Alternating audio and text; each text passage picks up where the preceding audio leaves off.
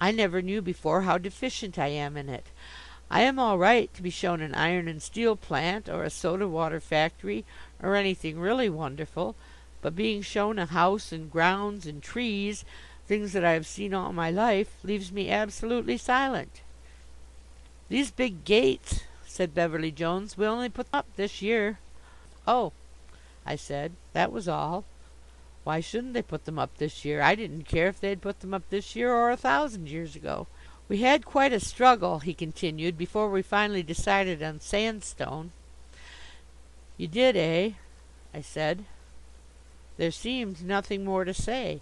I didn't know what sort of struggle he meant, or who fought who, and personally sandstone or soapstone or any other stone is all the same to me. "This lawn," said Beverly Jones, "we laid down the first year we were here." I answered nothing. He looked me right in the face as he said it, and I looked straight back at him, but I saw no reason to challenge his statement. "The geraniums along the border," he went on, "are rather an experiment. They're Dutch." I looked fixedly at the geraniums, but never said a word. They were Dutch. All right, why not? They were an experiment. Very good, let them be so. I know nothing in particular to say about a Dutch experiment. I could feel that Beverly Jones grew depressed as he showed me round. I was sorry for him, but unable to help. I realized that there were certain sections of my education that had been neglected.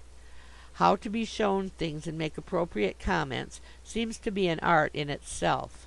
I don't possess it. It is not likely now, as I look at this pond, that I ever shall. Yet how simple a thing it seems when done by others.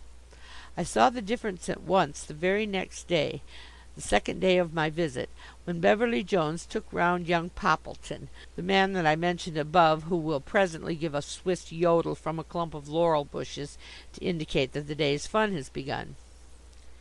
Poppleton I had known before slightly. I used to see him at the club.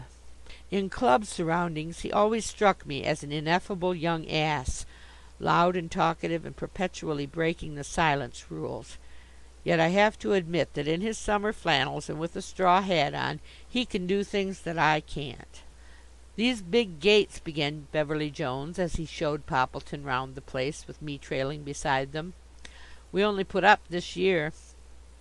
Poppleton, who has a summer place of his own, looked at the gates very critically.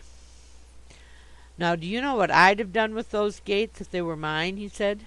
"No," said Beverly Jones. "I'd have set them 2 feet wider apart. They're too narrow, old chap, too narrow." Poppleton shook his head sadly at the gates. "We had quite a struggle," said Beverly Jones, "before we finally decided on sandstone." I realized that he had one and the same line of talk that he always used. I resented it. No wonder it was easy for him. "Great mistake," said Poppleton. "Too soft. Look at this." Here he picked up a big stone and began pounding at the gate post. "See how easily it chips? Smashes right off. Look at that. The whole corner knocks right off. See?" Beverly Jones entered no protest. I began to see that there is a sort of understanding, a kind of freemasonry among men who have summer places. One shows his things, the other runs them down and smashes them. This makes the whole thing easy at once. Beverly Jones showed his lawn. "Your turf is all wrong, old boy," said Poppleton. "Look, it has no body to it. See, I can kick holes in it with my heel. Look at that, and that. If I had on stronger boots I could kick this lawn all to pieces." "These geraniums along the border," said Beverly Jones, "are rather an experiment. They're Dutch." "But my dear fellow," said Poppleton, "you've got them set in wrongly. They ought to slope from the sun, you know, never to it. Wait a bit." Here he picked up a spade that was lying where a gardener had been working. "I'll throw a few out. Notice how easily they come up. Ah, that fellow broke. They're apt to. There, I won't bother to reset them. But tell your man to slope them over from the sun. That's the idea." Beverly Jones showed his new boathouse next, and Poppleton knocked a hole in the side with a hammer to show that the lumber was too thin. "If that were my boathouse," he said, "I'd rip the outside clean off it and use shingle and stucco." It was, I noticed, Poppleton's plan first to imagine Beverly Jones's things his own, and then to smash them, and then give them back smashed to Beverly Jones. This seemed to please them both. Apparently it is a well understood method of entertaining a guest and being entertained. Beverly Jones and Poppleton, after an hour or so of it, were delighted with one another. Yet somehow, when I tried it myself, it failed to work. "Do you know what I would do with that cedar summer house if it was mine?" I asked my host the next day. "No," he said. "I'd knock the thing down and burn it," I answered.